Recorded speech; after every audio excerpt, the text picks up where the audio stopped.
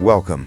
In this video, we will dive into the frightening and strange world of medicine and hygiene in the USA of 1900. You will see how Americans treated illnesses and maintained cleanliness before modern standards existed. But the most unusual and shocking facts await you at the very end.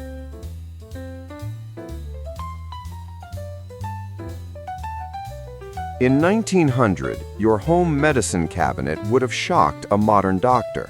Heroin, cocaine, and opium were perfectly legal and sold over the counter as remedies for coughs, insomnia, or toothaches. Pharmaceutical companies back then weren't required to list exact ingredients, and people often became addicted without even realizing it. These patent medicines were advertised as safe even for infants. It was an era of self-medication, where a bright label meant more than scientific research.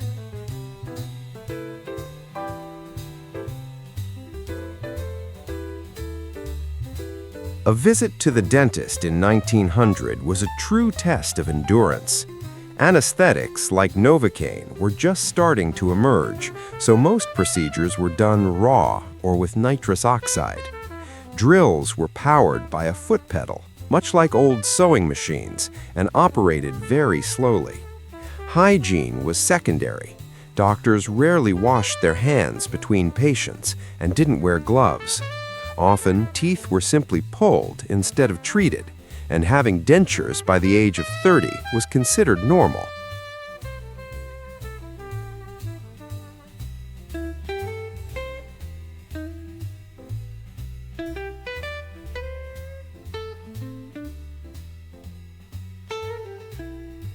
For most Americans in 1900, a daily bath was a luxury. Cities were just beginning to install modern sewage systems, and many apartments had only a single cold water sink. To wash fully, water had to be heated on the stove and poured into tin tubs. Often, the entire family bathed in the same water one by one, first the father, then the mother, and finally the children. Soap was multi-purpose. The same bar of soap was used for the body, hair, and laundry. Only wealthy families could afford separate bathrooms with brass faucets and hot water.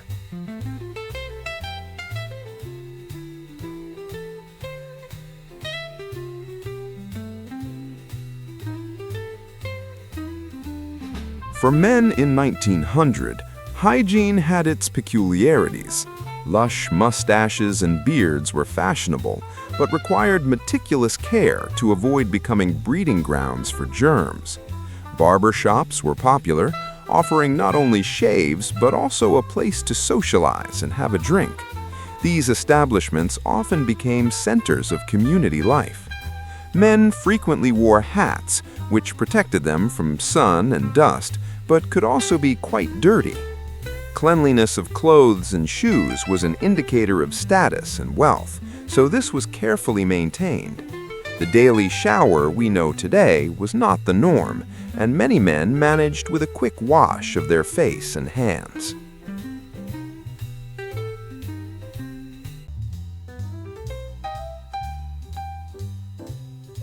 At the turn of the 20th century, hospitals were places people only went in the most extreme cases, often when hope was already lost. Mortality rates were very high due to the lack of antibiotics and unsanitary conditions. Surgeons operated in everyday clothes, without gloves or masks, leading to widespread infections. Even simple treatment in a hospital was a risky endeavor. People preferred to be treated at home, and only the poorest or those with severe injuries ended up in these institutions. Hospitals were perceived as harbingers of death, not places of healing.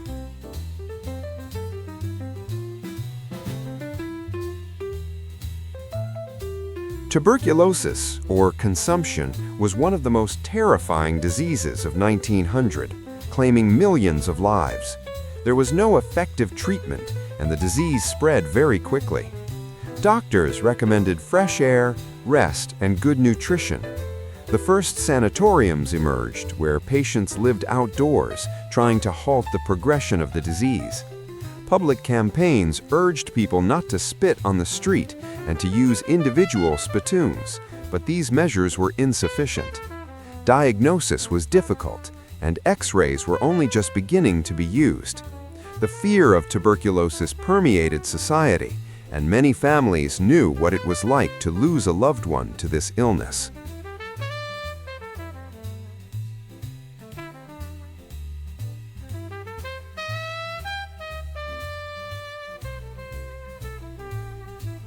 U.S. cities in 1900 were incredibly dirty. The lack of a centralized waste disposal system and horse manure on the streets created appalling sanitary conditions. Rain turned streets into rivers of mud, which were ideal breeding grounds for bacteria and the spread of diseases.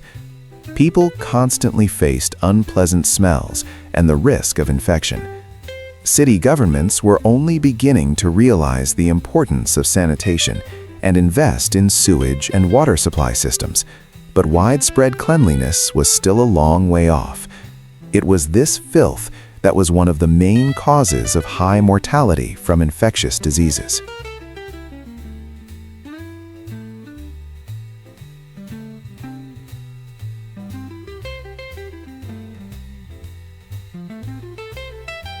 In 1900, the concept of safe cosmetics was extremely vague.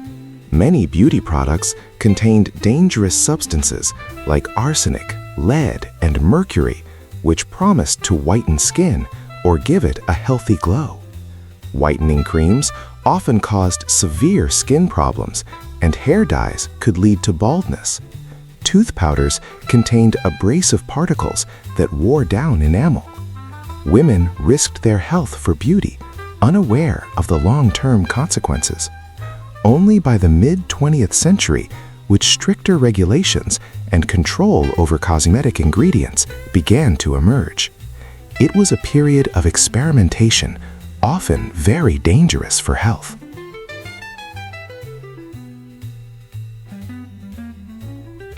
And finally, the most shocking facts.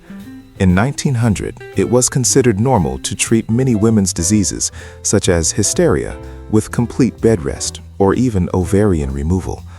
Electroshock, albeit in a primitive form, was used to treat a multitude of ailments, from depression to nervous disorders.